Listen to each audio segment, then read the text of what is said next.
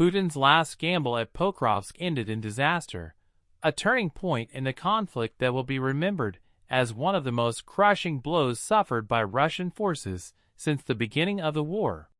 The attempt to capture this critical city was supposed to be the move that shifted momentum back into Russia's favor, but instead, it has revealed weakness, disorganization, and the crumbling foundations of Moscow's war machine. The story of Pokrovsk is not just about one battle, but about the exterior defenses, the interior breakdown, the performance of the operation, the complete lack of safety measures, the failure of what was presented as unique strength, and ultimately, the price that was paid in blood, steel, and credibility. On the exterior, Pokrovsk was fortified like a fortress. Ukraine understood the importance of this city, both strategically and symbolically, and for months they prepared its defenses. Trenches wound across the open fields like scars in the land, reinforced positions hid artillery that could rain fire on any advancing force, and the skies were guarded not just by conventional anti-air systems, but also by an army of drones that gave Ukrainian commanders real-time vision of the battlefield.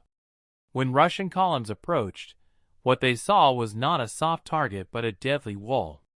Tanks and armored vehicles were funneled into minefields and kill zones, making the initial push into the outskirts of Pokrovsk a nightmare.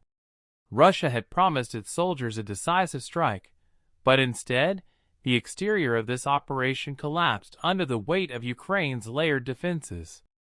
The result was lines of burning wreckage littering the fields, soldiers scrambling for cover, and the supposed momentum of the offensive shattered before it even began. Inside the operation, the interior was plagued by chaos. Reports emerged of commanders who were either absent, overwhelmed, or unwilling to push forward when faced with certain destruction. Soldiers complained of poor supplies, of being thrown forward without enough ammunition or medical support, and of watching units vanish without coordination or communication. The morale of Russian troops, already weakened by previous losses, hit rock bottom as the scale of failure at Pokrovsk became apparent. The interior workings of the command structure revealed deep cracks, where decisions were made too slowly, and those decisions were often disastrous. This shortfall of planning ensured that even when some small gains were made at the edge of the city, Russian troops had nothing left to hold ground. They were pushed back almost immediately, their interior lines of support collapsing as quickly as they were stretched.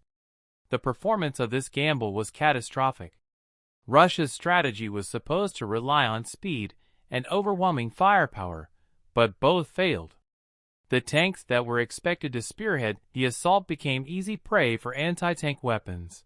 The artillery barrages were answered by more accurate and coordinated Ukrainian strikes, and the much-promoted Russian Air Force provided little support, limited by Ukraine's growing air defense capabilities. Performance on the battlefield is measured by results, and here, Russia not only failed to gain ground but lost enormous numbers of men and equipment in the process. Ukrainian forces, in contrast, showed agility, discipline, and modern tactical awareness. They used Western-supplied long-range artillery, precision-guided missiles, and electronic warfare to cripple Russia's ability to maneuver. Drones identified every Russian movement, turning open fields into hunting grounds where advancing troops were cut down before they could even see their target. The performance of the Russian gamble at Pokrovsk did not just disappoint, it humiliated. When looking at safety, one of the most devastating realities of this battle was the absence of any real protective measures for Russian soldiers. They were sent forward into minefields without proper clearing units, into artillery zones without counter-battery support, and into drone-monitored fields without air cover. Tanks that were supposed to shield the infantry were destroyed in seconds, leaving troops exposed and vulnerable. Armored vehicles offered no safety against the precision weapons used by Ukraine, and Russia's own air defense systems, once touted as some of the most powerful in the world, could not stop the swarms of drones that hunted down convoys and artillery positions. For the individual Russian soldier, the sense of safety vanished completely. Instead of being protected by the machinery of war, they were sacrificed to it. Ukraine, meanwhile, used its defensive measures wisely, creating safe corridors for reinforcement and evacuation while ensuring that Russian movements were constantly under threat. Safety, which is supposed to be a pillar of military planning, was entirely absent on the Russian side. The unique selling point of this assault, at least in Moscow's eyes, was supposed to be overwhelming force. Putin wanted to showcase that despite losses, Russia could still deliver a knockout blow that would break Ukrainian defenses and restore Russian dominance. The propaganda machine sold the Pokrovsk offensive as a demonstration of strength, resilience, and inevitability. But the uniqueness of the assault turned into a unique exposure of failure. Instead of seeing unstoppable power, the world saw Russian forces stop dead in their tracks, reduced to chaos and retreat.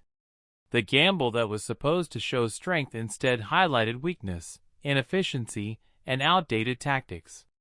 What made the offensive unique was not its success, but the scale of its collapse in full view of the world.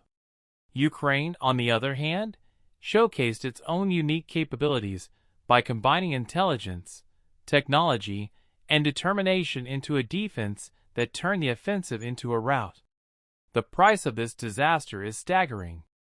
Thousands of Russian soldiers were killed or wounded in a matter of days, a human cost that Moscow cannot hide from grieving families.